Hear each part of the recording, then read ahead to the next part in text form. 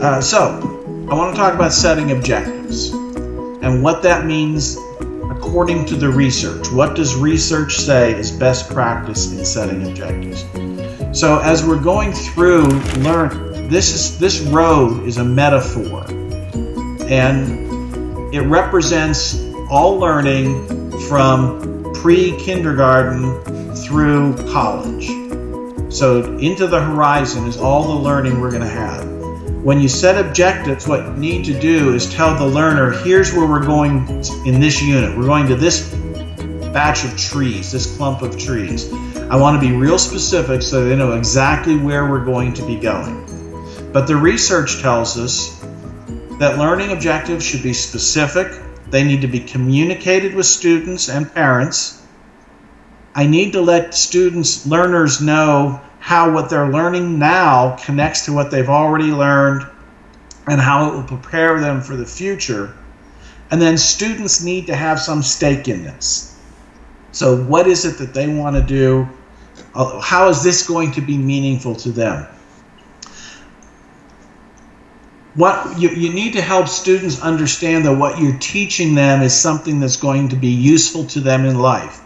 And honestly, if what you're teaching them, if you can't make the connection as to why that's useful in their life, why are you teaching it? So you need to make sure that they see it, and it might be something just like these math formulas. They seem to be very esoteric. They seem to be very, well, they're just math. They're just formulas. But why would you want to know these formulas? How will they help you?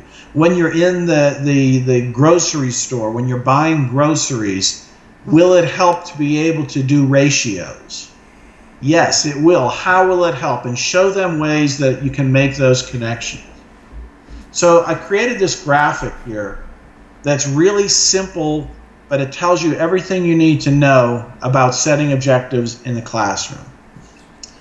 The first thing that you should do, and this is according to the research, the first thing you should do is that objectives should be visible to students on the whiteboard or somewhere visible, or the student can just be asked to write it in their journal, but it needs to be visible to students. And then I've had teachers say, but if I have it on a PowerPoint slide, why do I need to have it on the whiteboard as well? Because they all see it on the PowerPoint slide. And so my question is, when you showed that slide, were all of your students in the room? Were they all paying attention? Is it possible that some of your learners are visual learners and not auditory learners? So that's why we want to have this visible during the lesson so kids can come back. I'll tell you a quick story about how I saw this actually play out in a classroom. I was in a year 7 science classroom doing observations, and the kids were working in pairs.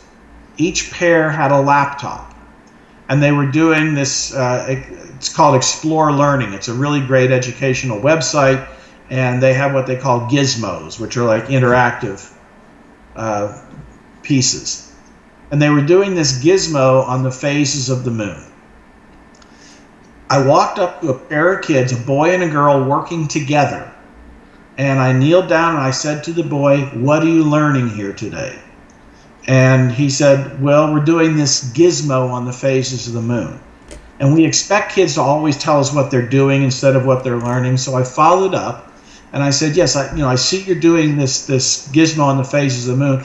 What do you think your teacher wants you to learn when you're doing this?" And he said, "Oh, well, we're learning about the phases of the moon and how the gravity on the moon affects tides on Earth." And I'm thinking, that's wonderful. That's great. That's exactly what I was hoping he would say, until the girl said, "No, we're not. We're learning about how the Mayans used the moon to set their lunar calendar for their religious events." And I said, oh, darn, she could be right too. One of those kids was probably right. The problem is they're working together on the same computer, on the same activity.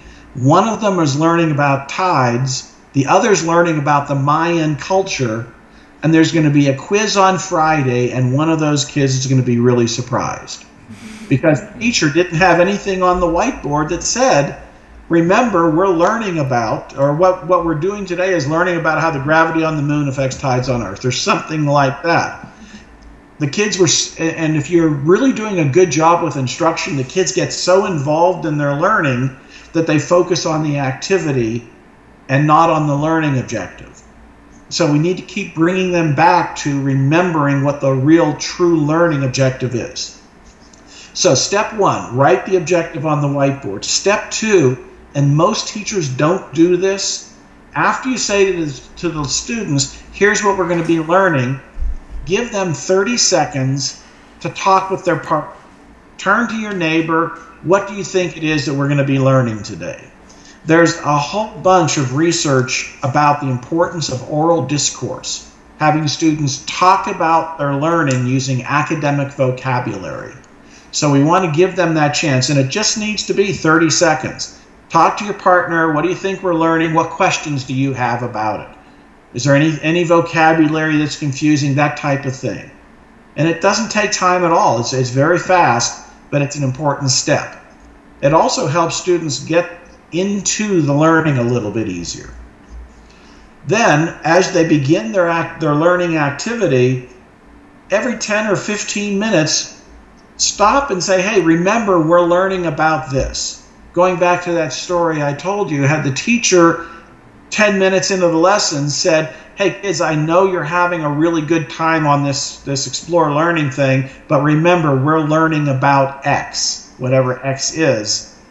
That would have helped focus the kids and keep them focused.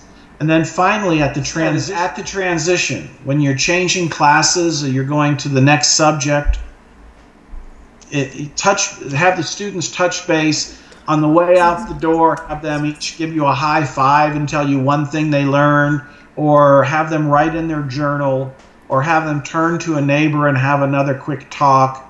What questions do you have? That type of thing. It's bringing closure to the lesson. So the complete cycle is visible to students in student-friendly language. That's an important piece that I may not have said. It has to be language the students understand. Right after you've talked about the learning objective, 30 seconds or so to give them a chance to talk with a neighbor or talk at their table. And then every 10 or 15 minutes into the lesson, just do a quick touch base with them. Remember, we're learning about this, or how are we doing towards learning this subject? And then finally, at the end of the period, at the end of the class, another touch again. How are we feeling about this?